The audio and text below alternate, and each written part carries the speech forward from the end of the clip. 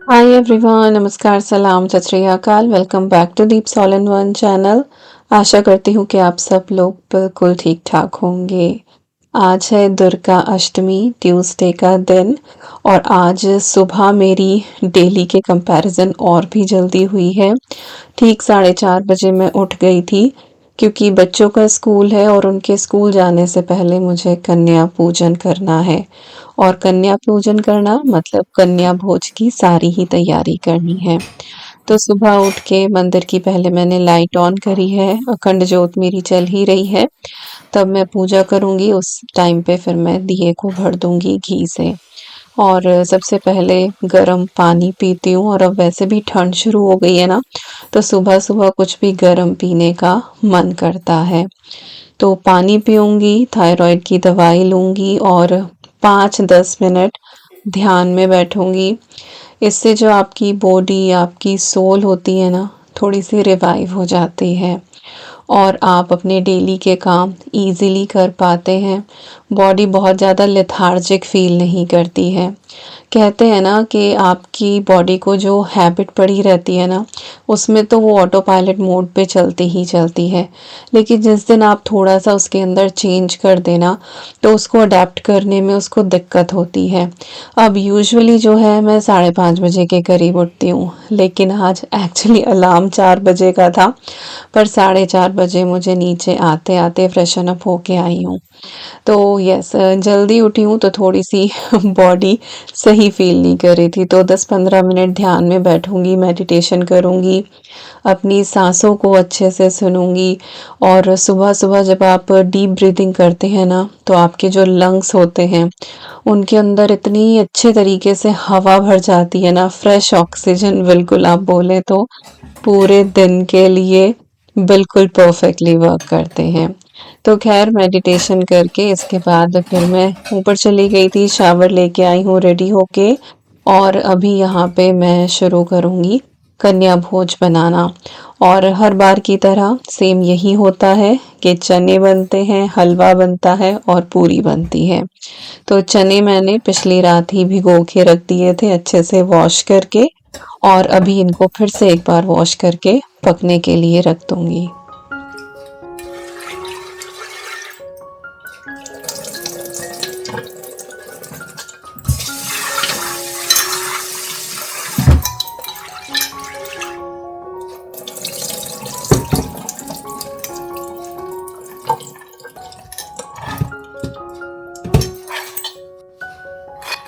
तो हर किसी का चने बनाने का तरीका अलग है। कभी कभी तो शुरुआत में मैंने सिर्फ नमक के साथ चने उबाल के और ऐसे ही हलवा पूरी के साथ भी सर्व किए हैं। उसके बाद फिर मैंने तड़का लगाना भी शुरू करा है। लेकिन अब धीरे धीरे रेसिपी और भी ज़्यादा चेंज हो गई है, क्योंकि घर में सबको इस तरह के जो चने हैं वो ज़्यादा पसंद आते हैं। तो 1 कप के करीब ये चने थे जो रात को मैंने सोक करे थे, और इसके बाद अब सुबह इनको वॉश करके प्रेशर कुकर में डाला है। थोड़े से खड़े मसाले जैसे कि तेज पत्ता, बड़ी इलायची, दालचीनी, और इसके साथ थोड़ा सा घी ऐड कर दिया है, टेस्ट के हिसाब से नमक डाला है। और पानी जो है ना वो बिल्कुल लेवल का हमको डालना है, क्योंकि ये पानी को ज़्यादा सोक नहीं करते हैं। जिनका एक्चुअली सोकिंग टाइम होता है ना, बस उसमें जितना पानी इन्होंने सोक कर लिया बस उतना ही। इसके बाद पानी प्रेशर कुकर में हमें बस उतना ही डालना है जिससे कि ये गल जाएं। तो इनको मैं एक विसल लगाऊंगी, 8 मिनट फिर सिम पे रखूंगी और उसके बाद फिर से एक विसल लगाऊंगी। चने डन हो जाएंगे। इधर जो है वो हलवे की तैयारी कर रही हूँ। और हलवे के लिए आप कोई भी मेजरमेंट ले सकते हैं। कटोरी ले लें, गिलास ले लें, गिलासी ले लें। मेरे पास मेजरिंग कप है तो मैंने वो लिया है, और हाफ कप का मैंने यहाँ पे मेजरमेंट लिया है। तो हाफ कप मैंने सूजी ली है, और हाफ कप ही जो है मैंने यहाँ पे घी लिया है, लेकिन उससे थोड़ा सा कम ही डाला है, पूरा नहीं डाला था मैंने। और उसमें भी जो हमारी सूजी है वो बहुत अच्छे से रोस्ट हो रही है। इन केस आपको लगे कि नहीं हो रही है तो फिर इक्वल क्वांटिटी में ही ले लें। पर वही है कि पहले थोड़ा डाल के देखें, अगर सूजी अच्छे से हो रही है तो फिर ज़्यादा डालने की ज़रूरत नहीं है। इसके साथ ही ड्राई फ्रूट्स मैं ऐड करने वाली हूँ, तो आप अपनी चॉइस के ड्राई फ्रूट्स ले सकते हैं। तो मैंने किशमिश ली है, बादाम और साथ में काजू। बादाम और काजू को थोड़ा सा मैंने कूट लिया है, आप चाहे तो फाइनली चॉप भी कर सकते हैं। और जब हमारी सूजी अच्छे से भुन जाएगी ना, उसके बाद फिर मैं ड्राई फ्रूट्स इसी में ऐड कर देती हूँ। आप चाहें तो अलग से भी इनको घी में रोस्ट कर सकते हैं, लेकिन इस तरीके से ये रोस्ट भी हो जाते हैं और आपको एक्स्ट्रा घी की भी रिक्वायरमेंट नहीं होती है। बाकी ड्राई फ्रूट्स कितने लेने हैं वो आपकी चॉइस के ऊपर डिपेंड करता है। पहले मैं अलग से ही रखती थी, ड्राई फ्रूट ऊपर से डालती थी, क्योंकि बेटी नहीं खाती थी बड़े वाली, लेकिन अब वो खाने लगी है और ईवी को मैं अब शुरू से ही आदत डाल रही हूँ, क्योंकि अद्वी के टाइम पे जो गलती करी है वो मैं अब दोबारा नहीं करना चाहती। तो खैर सूजी हमारी यहाँ पे बहुत अच्छे से भुन गई थी। उसके बाद मैंने 2 चम्मच के करीब इसमें बेसन डाला था। बेसन से ना थोड़ी सी बाइंडिंग आती है आपके सूजी के हलवे में, कलर भी बहुत अच्छा आता है और टेस्ट भी अच्छा आता है, और पता ही नहीं लगता इसमें कि आपने कुछ बेसन डाला भी है, लेकिन टेस्ट एनहेंस होता है। और जब वो सारी चीज़ें भुन जाए फिर आप ड्राई फ्रूट डाल दें, हल्का सा ही भूनना है। फिर आप शुगर ऐड करें, तो जितनी सूजी है उतनी ही शुगर मैं ऐड कर रही हूँ, हाफ कप ही, और 3 गुना इसके अंदर पानी जाएगा। और तो हाफ कप की ही मेजरमेंट थी तो 3 बार मैंने वो डाला है। 1 कप की मेजरमेंट लें तो 1.5 कप, या फिर कटोरी से ले रहे हैं तो रेशो यही है। तो 2 रेशो से मैं हलवा बनाती हूँ, कभी कभी 1:1:4 और कभी 1:1:3 की रेशो से। तो आज 1:3 वाली रेशो मैंने ली है। तो यहाँ पे हमारा जो हलवा है वो बिल्कुल अच्छे से बन गया है। थोड़ा सा मैंने इसमें इलायची पाउडर डाला है, साइड से जो घी है इसमें वो भी रिलीज होने लग रहा है। तो इतना भी आप इसको बनाए तो कंप्लीट है हलवा, लेकिन आज जो है वो थोड़ा मैं मिल्की टेक्सचर का बना रही हूँ। तो यहाँ पे मैंने हाफ कप इसके अंदर दूध ऐड करा है। इससे जो आपका हलवा होता है ना, इसका रंग भी थोड़ा सा लाइट हो जाता है। और कहीं कहीं मंदिरों में आपने देखा होगा कि सफ़ेद हलवा मिलता है सूजी का, तो वो इसीलिए मिलता है क्योंकि वो पानी के प्लेस पे पूरा ही दूध डाला जाता है। लेकिन मैंने पूरा नहीं डाला, लाइट बनाया है, सिर्फ आधा कप डाला है। तो रेशो यहाँ पे 1:1:4 ही हो गई। 3 कप पानी डाला था, 1 कप दूध, और बस थोड़ा सा ही इसको पकाना है, साइड से घी निकल आएगा, हलवा डन हो गया है। अब यहाँ पे मैं पूरी का आटा लगा रही हूँ। तो यहाँ पे 2.5 कप मैंने गेहूं का आटा लिया है, थोड़ा सा सॉल्ट ऐड करा है, 1 टेबल स्पून तिल डाले हैं, और इसके बाद मैंने इसमें दही ऐड करी है हाफ कप के करीब, और हाफ कप ही मैंने यहाँ पे पानी ऐड करा है। और इसका मैंने स्टैंड मिक्सर में टाइट सा डो बना लिया है पूरियों वाला। यूजुअली तो मैं घर पे प्रोटीन पाउडर जो है वो बना के रखती हूँ, जो मैं आटे में मिक्स करती हूँ, लेकिन फ़िलहाल ख़त्म हो रहा था तो मैं कोशिश करती हूँ कि एटलीस्ट तिल तो मैं डेली रोटी में डाल ही दूँ, इससे कैल्शियम इनटेक आपका डन हो जाता है। तो डो हमारा डन हो गया, और मैं ऑयल वगैरह कुछ भी यूज़ नहीं करती हूँ। और जो दही है वो इसीलिए डालती हूँ कि पूरियाँ बनाते हुए ना फिर वो ऑयल को एब्जॉर्ब नहीं करती हैं। तो डो डन हो गया है। अब यहाँ पे जो है वो चने की तैयारी कर लेते हैं। तो 1 इंच का मैंने अदरक का टुकड़ा लिया था, जिसको मैंने ग्रेट कर लिया था। इसके बाद बेसिक मसाले ऐड कर रही हूँ इस बोल के अंदर, हल्दी, धनिया, मिर्ची, थोड़ा सा गरम मसाला और थोड़ा सा अमचूर पाउडर खटास के लिए। तो ये सारे मसाले जो हैं वो इसके अंदर जाएंगे। आप चाहें तो धनिया पत्ती भी ऐड कर सकते हैं इसी स्टेज पे, और चाहे तो कसूरी मेथी। तो मेरे पास कसूरी मेथी थी तो मैंने 1 टेबल स्पून के करीब वो डाल दी है, थोड़ा सा पानी ऐड करके, और इसकी आप एक मसालों की स्लरी बना लें। ऐसा करने से आपके जो मसाले हैं ना, जैसे ही आप ऑयल में डालते हैं तो वो जलते नहीं हैं, अच्छे से भुन जाते हैं, खुशबू और टेस्ट दोनों ही बहुत बढ़िया आता है। तो चने मेरे डन हो चुके थे इस टाइम तक, और अभी जो है वो चने में हम तड़का लगाएंगे, और इसके लिए मैंने 1 टेबल स्पून यहाँ पे घी लिया है।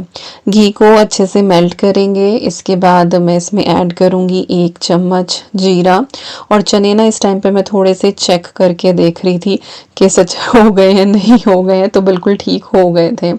तो 1 चम्मच जीरा डाला है, वो तिड़क गया था। इसके बाद जो मसालों की हमने स्लरी बनाई थी वो हम इसके अंदर ऐड कर देंगे, हल्का सा इसको चलाएंगे। थोड़ी ही देर में आप देखेंगे कि इसके ऊपर जो घी है वो तैरने लगेगा। अब जो है थोड़े से चने मैं ले रही हूँ यहाँ पे, 2-3 टेबल स्पून के करीब, और एक ना खड़ा मसाला मुझे दिख गया था। तो उबालने के बाद ना खड़े मसाले आप इसके अंदर से निकाल लें, उनका जो फ्लेवर है वो बॉइलिंग में बहुत अच्छे से आ गया है। तो चने मैंने इसमें डाले हैं और उनको मैं अच्छे से यहाँ पे मैश कर रही हूँ। इससे जो आपके चने हैं ना उनका मसाला बहुत बढ़िया तैयार होगा और जो बाकी के चने होंगे ना उनके ऊपर मसाले की एक अच्छी कोटिंग आएगी। ये प्रोसेस आप एक अलग प्लेट में बोल में भी कर सकते हैं कि चने मैश करके और आप फिर यहाँ पे ऐड कर दें। बट मुझे होता है कि जिससे बर्तन कम से कम लगे और काम जो है वो जल्दी हो जाए। बट बहुत ध्यान से आपको ये काम करना है, कढ़ाई को अच्छे से पकड़ के, कहीं ऐसा ना हो कि आप मैश करें और कढ़ाई ही पलट जाए आपकी। और हाँ, पोटैटो मैशर से करने की कोशिश ना करें, उससे नहीं हो पाएगा। इसी तरह का आपको कोई मैशर चाहिए, तो अगर नहीं है आपके पास तो फोक से आप अलग प्लेट में करके और फिर आप ऐड करें। तो अच्छे से मैंने वो चने मैश कर दिए थे और इसके बाद जो चने हमने उबाले थे पानी समेत मैंने इसके अंदर ऐड कर दिए हैं। अब हम इसको खुला ही पकाएंगे और जितना भी इसका पानी है वो हमें एवापोरेट करना है और बहुत ही अच्छे लटपटे से हमारे यहाँ पे चने तैयार होंगे। नमक जो मैंने बॉइलिंग में डाला था बस वही ऐड करा है, इसके अलावा मैंने और कोई नमक नहीं डाला है क्योंकि पूरी के अंदर भी नमक है, तो इसीलिए बैलेंस करने के लिए। नहीं तो फिर सब्जी में ज़्यादा हो जाए, पूरी में भी नमक है तो फिर वो टेस्ट अच्छा नहीं आता है। तो यहाँ पे जो है डो काफ़ी देर रेस्ट कर चुका था, 5-7 मिनट। तो अब मैं इसके पेड़े बना लूँगी। यहाँ पे मैं हमेशा पहले ही सारे पेड़े बना के रख लेती हूँ, फिर अगर मुझे चकला बेलन पे पूरी बेलनी है तो मैं उस हिसाब से बेल लेती हूँ, या अब तो मेरे पास पूरी प्रेसर है तो उसमें प्रेस करके और फटाफट जो है फिर मैं पूरियाँ बेलती चली जाती हूँ।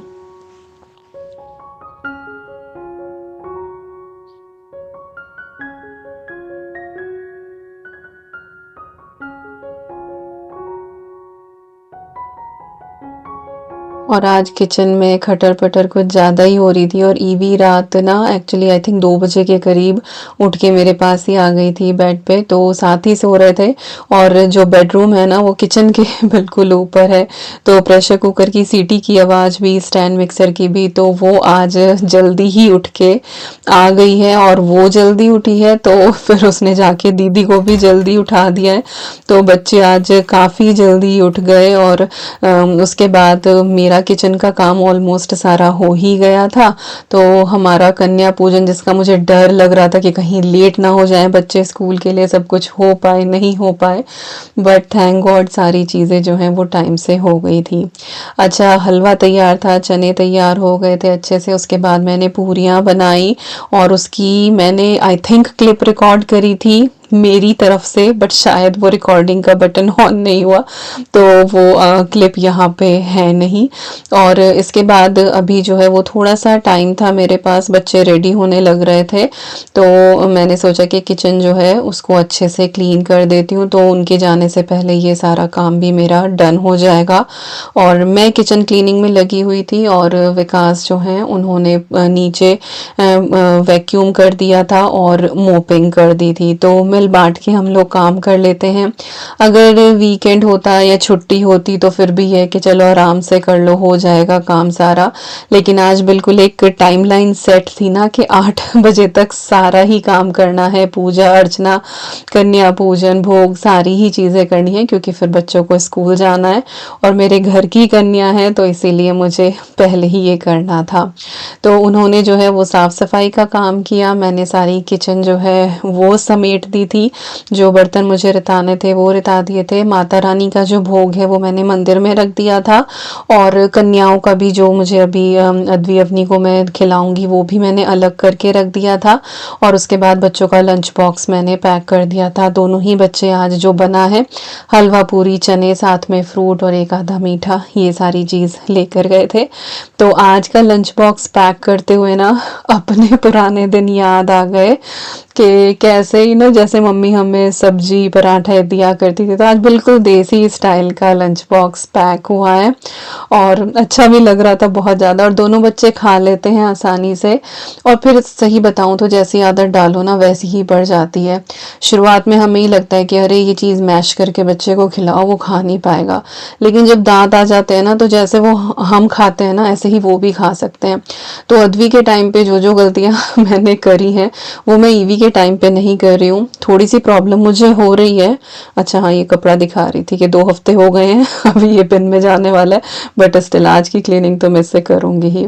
हाँ, तो थोड़ी प्रॉब्लम आती है कि ईवी आनाकानी करती है। स्मूथ खाना होता है तो बच्चे शायद आराम से खा लेते हैं, तो वो प्रॉब्लम होती है, वो खाने में दिक्कत करती है। बट एटलीस्ट जो चीज़ जैसे बन रही है वो जितनी भी खा रही है, भले ही थोड़ा पोर्शन खा रही है बट वो वैसे ही खा रही है, मुझे अलग से कोई मेहनत नहीं करनी पड़ती है उसके लिए।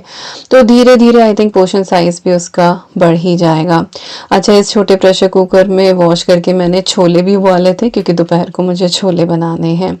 और बस अभी यहाँ पे पूजा अर्चना का टाइम है, अष्टमी का मैं यहाँ पे पाठ करूँगी, फिर हवन करेंगे और उसके बाद जो है वो कन्या पूजन होगा।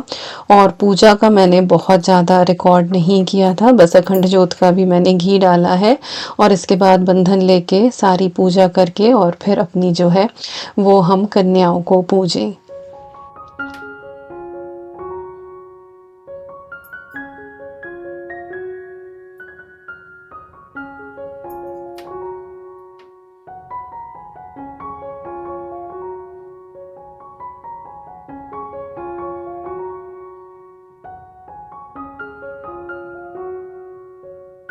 और मैंने शॉर्ट डाली थी ये वाली, किसी का कमेंट आया था कि आप बाकी कन्याओं को नहीं बुलाते हो क्या? तो मैं हमेशा से चाहती हूँ कि आज के दिन ढेर सारी कन्याएं आए, सबको मैं खिलाऊं, सबकी पूजा करूं, पर क्या करूं जब है ही नहीं कोई आसपास इस तरह का जिसको मैं बुला लूं। बस मेरी एक फ्रेंड है, उनकी बेटी है, बट सुबह को स्कूल रहता है, रश रहता है और हर कोई अवेलेबल नहीं होता है, तो इसी वजह से नहीं हो पाता है। और भगवान की ऐसी कृपा रही है कि मेरे घर में 2-2 कन्याएं हैं। अद्वी फिलहाल बड़ी हो गई है लेकिन देवी मेरे लिए वो हमेशा ही रहेगी मेरी, और वो तो वैसे भी मेरी सरस्वती मैया है। वो बसंत पंचमी के दिन हुई थी।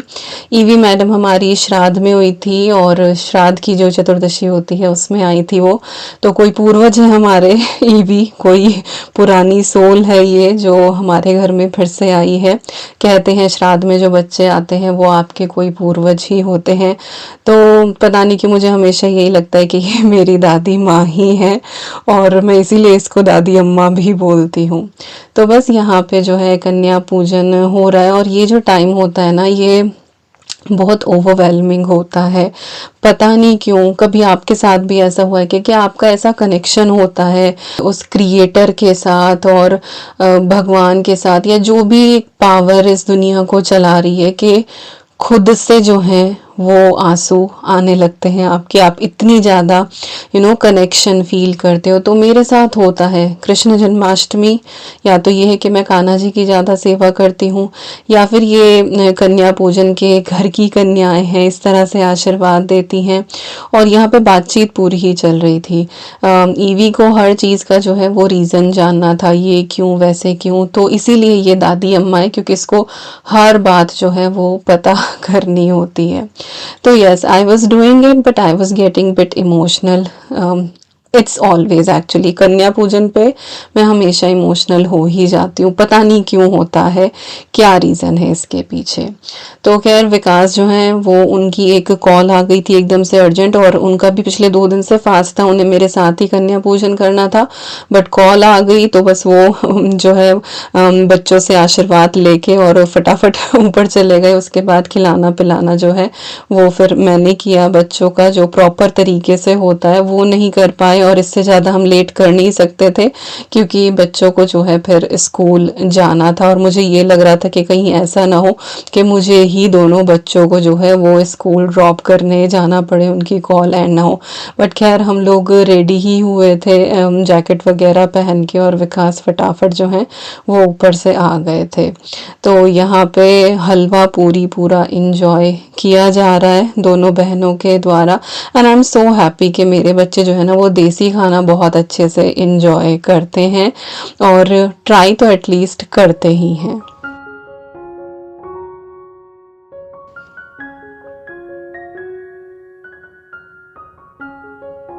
तो यहाँ पे घर की दोनों देवियों से फिर दोबारा से आशीर्वाद लिया जा रहा है। सब कुछ अच्छे से टाइमली हो गया। मुझे ना ऐसे घबराहट सी हो रही थी कि बच्चे स्कूल जाएंगे जल्दी। इस चक्कर में ना मुझे नींद भी नहीं आई थी कि उनके निकलने से पहले मुझे कन्या पूजन वगैरह सब कुछ करना है, सब कुछ रेडी करना है। बट खैर टाइमली हो गया था, बल्कि टाइम से पहले ही हो गया था। तो खैर सब कुछ बहुत अच्छे से हो गया और देखते देखते नवरात्रि भी पूरी हो गई। और इन दिनों इंडिया में काफ़ी गर्मी हो रही है, नहीं तो नवरात्रि के टाइम पे जो है वो काफ़ी ठंड सी हो जाती थी। पहले तो डेली ही मंदिर जाते थे, जब मैं इंडिया में थी ना, मैं डेली सुबह को मंदिर जाती थी और अंधेरे अंधेरे ही चले जाते थे। तो कई बार ऐसा होता था कि कार्डिगन हल्का सा पहन लो या शॉल डाल लो। पर अब तो मम्मी बोल रही है एसी अभी तक चल रहे हैं, इतनी ज़्यादा गर्मी पड़ रही है। नवरात्रों में इतनी गर्मी पहले कभी देखी नहीं। इस बार त्योहार भी थोड़ा सा अर्ली ही है, सारी चीज़ें जल्दी ही हो जाएंगी। बट फिर भी नवरात्रि में जो होता है ना, वो ठंडी ठंडी सी हवा चलने लगती है, ऐसा सीज़न नहीं हो रहा है यहाँ पे। एग्जैक्टली वैसा ही मौसम हो रहा है, वही रूखी रूखी सी हवा ना, ठंडी ठंडी सी। और सुबह शाम की तो ठंड है ही यहाँ पे, बाहर निकलो तो हल्की सी जैकेट तो चाहिए ही होती है। तो खैर बच्चों को स्कूल ड्रॉप कर दिया था और अभी बस मैं विकास का वेट कर रही हूँ, वो भी आ जाए फिर हम लोग भी अपना फास्ट खोल लेंगे। जो हलवा पूरी मंदिर में मैंने चढ़ाए हैं भोग के, वही प्रसाद होता है हमारा और उसी से फिर हम अपना फास्ट खोल लेते हैं। दोपहर के लिए मैंने छोले उबाल दिए हैं, क्योंकि अब सुबह पूरी खा लेंगे ना तो दोबारा फिर खाने का मन नहीं करेगा। जब अगर वीकेंड वगैरह पे अगर कभी पड़ जाती है अष्टमी, तो फिर ये होता है कि थोड़ा सा लेट मैं बना लेती हूँ कि 11 बजे तक हम लोग फास्ट खोल लेते हैं, तो वो एक साथ ही हो जाता है। बट आज जल्दी हो जाएगा तो ऑब्वियसली फिर 2-2:30 बजे तक भूख लगी जाएगी। तो छोले उबाल लिए थे तो छोले चावल बनाऊंगी, और बच्चे तो फिर स्कूल से आके खाना खाते ही हैं, तो फिर वो लोग भी खा लेंगे, तो उनका भी सेम मील नहीं होगा, डिफरेंट हो जाएगा, छोले चावल हो जाएंगे उनके। और यस, बहुत पूजा पाठ हुई। इस टाइम पे बहुत इमोशनल होता है। और जो इन नवरात्रि में ना, जब आप वो जों बोते हो, खेतरी करते हो, तो वो इतना पेशेंस आपको सिखाता है ना कि आप नवरात्रि के पहले दिन वो सीड डालते हो और जैसे नवरात्रि पूरी होती है, ये 9 दिन में वो इतना बड़ा एक प्लांट बन जाता है। तो बहुत कुछ है इससे सीखने का, एक थोड़ी सी अगर आप मेहनत करो ना तो बहुत कुछ हो सकता है। तो एक पेशेंस, एक प्रोग्रेस, ये सारी चीज़ें ये हमें खेतरी सिखाती है। तो यह अखंड जोत जल रही है। अब तो यह कि दिन रात जो है जल रही थी, बस दशहरे वाले दिन फिर जो है ये जोत भी जो है शांत हो जाएगी, फिर तो वही सुबह शाम की अपनी दिया बाती चलेगी। और नवरात्रि का भी ना हर जगह का अलग अलग ही जैसे गुजरात हो गया, वहाँ पे डांडिया गरबा ये सब कुछ होता है। वेस्ट बंगाल में दुर्गा पूजा का होता है। और हमारी तरफ जो है ये फास्टिंग स्पिरिचुअल बहुत ज़्यादा ये रहता है। कुछ ऐसा गाना बजाना नहीं होता, कीर्तन ज़रूर होते हैं हमारे यहाँ पे। यहाँ तो खैर नहीं होता है, बट हाँ कीर्तन ज़रूर होते हैं नवरात्रि में सभी के घर पे, तो वो चलता है। पर वो ये कि हर जॉन का ना अलग अलग अपना सेलिब्रेट करने का तरीका है नवरात्रि का।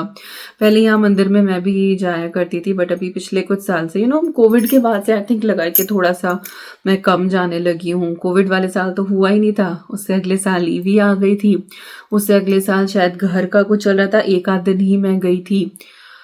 उससे अगले साल भी आई थिंक 23 में भी मैं गई हूँ 1-2 दिन, हाँ। बट लास्ट ईयर नहीं गए।